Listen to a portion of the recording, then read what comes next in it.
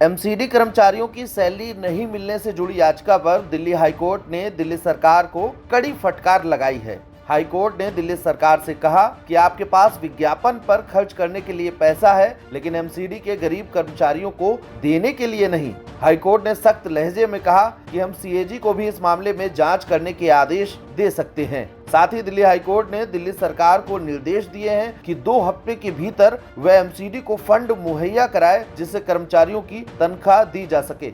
Delhi high court ने दिल्ली की सभी एमसीडी को भी निर्देश दिए हैं कि वह अपने खर्चों का पूरा ब्यौरा सार्वजनिक करें।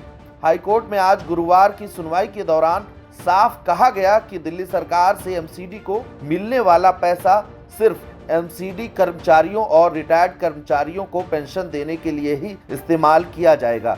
आपको बता दें, शीला दीक्षित के कार्यकाल के दौरान एमसीडी की तरफ से दिल्ली सरकार से लोन लिए गए थे, जिसको हर साल एमसीडी की तरफ से चुकाया जाता है, लेकिन पिछले 2 साल से उसको माफ किया जा रहा था। लेकिन कोरोना महामारी के दौरान दिल्ली सरकार ने 216 करोड़ का लोन माफ करने के बजाय बजट से ही काट लिया।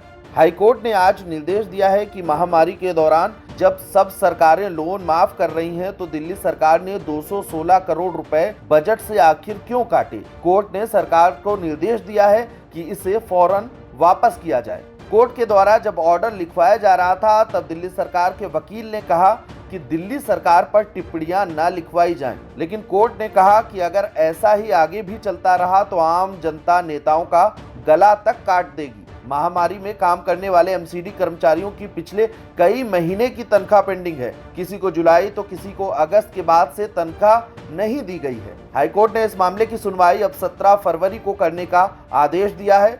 कोर्ट ने कहा है कि मामले की सुनवाई वर्चुअल माध्यम से होगी, लेकिन एमसीडी कर्मचारियों की परेशानी रियल है। दिल्ली हाईकोर्ट ने दिल्ली सरकार को निर्देश दिया है कि 2 हफ्ते के भीतर एमसीडी को फंड ट्रांसफर करें और अक्टूबर 2020 तक की एमसीडी कर्मचारियों की तनख्वाह उनको दी जाए। दिल्ली तक ब्यूरो।